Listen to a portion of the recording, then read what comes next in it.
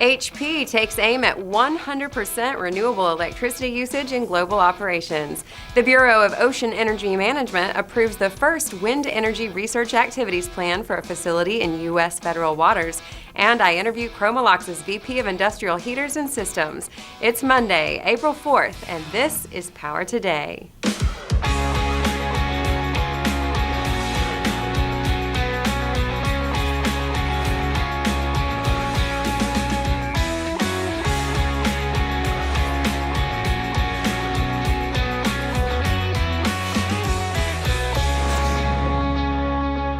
Hello and welcome to Power Today for Monday, April 4th. I'm Cassie Haley. We begin today's edition of Power Today in Northern California, where HP recently bolstered its commitment to sustainability by pledging to achieve 100% renewable electricity usage in global operations. As part of this goal, HP is joining RE100, a global initiative of top businesses committed to 100% renewable electricity. Led by the Climate Group in partnership with CDP, RE100 works with companies like HP to help businesses transition to renewable energy sources and accelerate the transformation of the global energy market to a low-carbon economy. As an important step to achieving this goal, HP plans to reach the 40% renewable electricity mark by 2020 in its global operations. This new goal reinforces HP's dedication to integrating sustainability into its core business strategy. Nate Hurst, HP's Chief Sustainability and Social Impact Officer, said, "Joining RE100 represents a significant milestone for our company as we continue to move toward a business that is powered entirely by renewable electricity. As we continue to reinvent a more sustainable business and society, both cost-effective and low-carbon sources of energy are essential to the future and the growth of HP's business." This commitment is guided by our belief in a world where technology and sustainability can combine to become a powerful force for innovation, helping reinvent how businesses, communities, and individuals can thrive. The Climate Group's Executive Director North America, Amy Davidson, said about HP's motives, "We've worked closely with HP and the company's dedication to building sustainability into the business is clear. We welcome HP's leadership following the Conference of Parties on the UN climate change negotiations and its dedication toward driving forward the clean revolution." HP Inc. is applying a three-phase strategy to reach this goal. 1. Aggressively reduce energy consumption by optimizing operations, building efficiency, and implementing new energy efficiency projects. 2. Increase the use of on-site renewable power.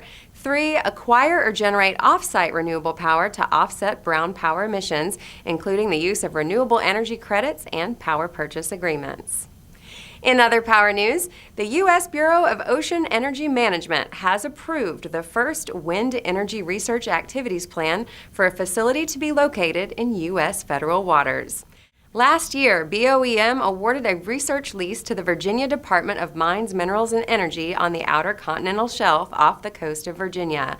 This new action clears the way for the installation and operation of 2 6-megawatt wind turbines and associated cabling to shore, pending final engineering review of the project.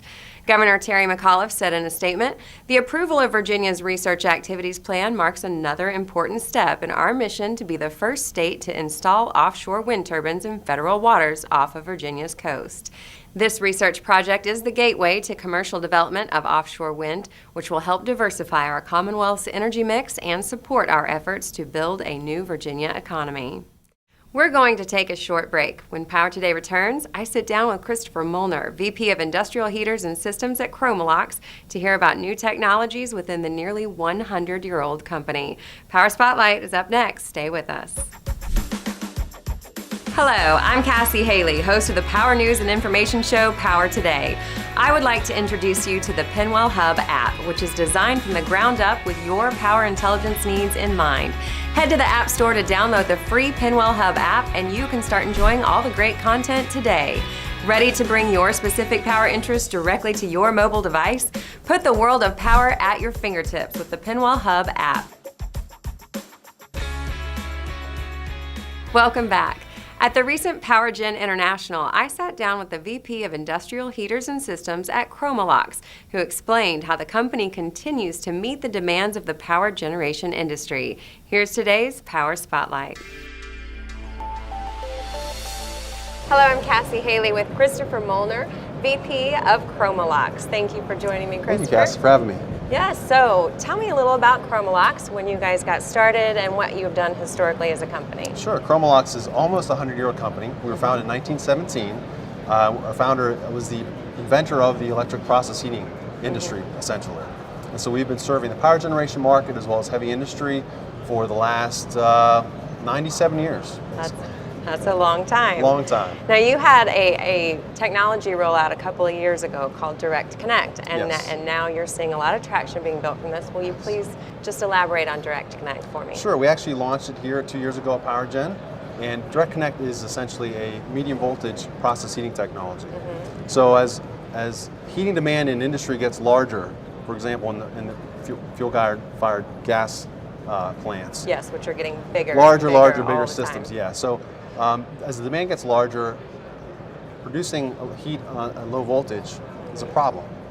It's higher cost to install, to produce, large infrastructure to support, and so the industry was demanding us to come out with some solution to that problem. Of course. And so what we came up with was a medium voltage technology, enables us to operate those same exact heaters instead of a low voltage off of medium voltage. Now what that means for the producer or the user is they're able to run these large systems with lower amperage costs, smaller wiring, much lower installation costs from the contractor or the installation side, and then operating over the life of the product, 20, 30 years, multi-million-dollar savings for the same essential equipment at medium voltage. And does it do anything to help lower that carbon footprint? It does. We like to think that our electric process heating equipment is green already. You don't have any emissions or open flames. There's a lot of safety reduction for our equipment because it's basically converting electricity right into heat. Okay. So in power generation and other industry, it's a very clean and efficient, almost 100% efficient technology to do that with. So then when you apply our medium voltage Direct Connect technology on top of that, you now have new applications you can do in power industry for some of the newer technologies such as solar concentration plants, potentially thermal storage, centralized heating for industry and for communities, all for the reduction of emissions from natural gas-fired equipment. Wonderful. So it's applicable to the natural gas-fired plants as well as renewables. Absolutely. So how do you see the landscape of the power industry and the new market trends? How do you see Direct Connect and Chromalox moving along with the industry in the years to come? Well, I think you'd agree that things are changing very rapidly now, and unlike we've ever seen before in the industry. And so I think industry, end users, consumers are trying to figure out how to bring in that emissions control, more green energy, but at the same time meet the demand. There's the decentralization of the power and this distribution. How do you control that upstream, downstream, behind the meter?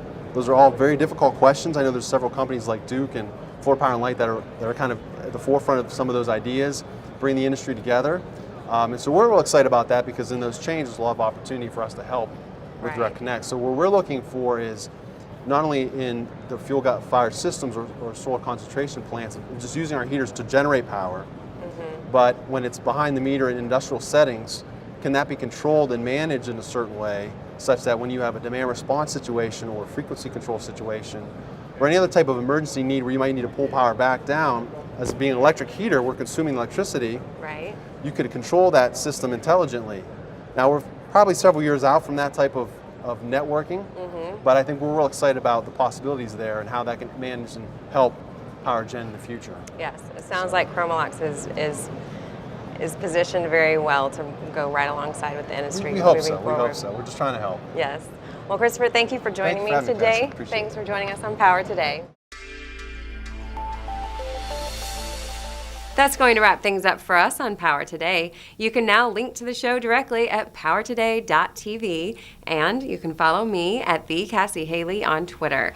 For everyone at Power Today, have a great day. We'll see you back here tomorrow at noon, 11 Central.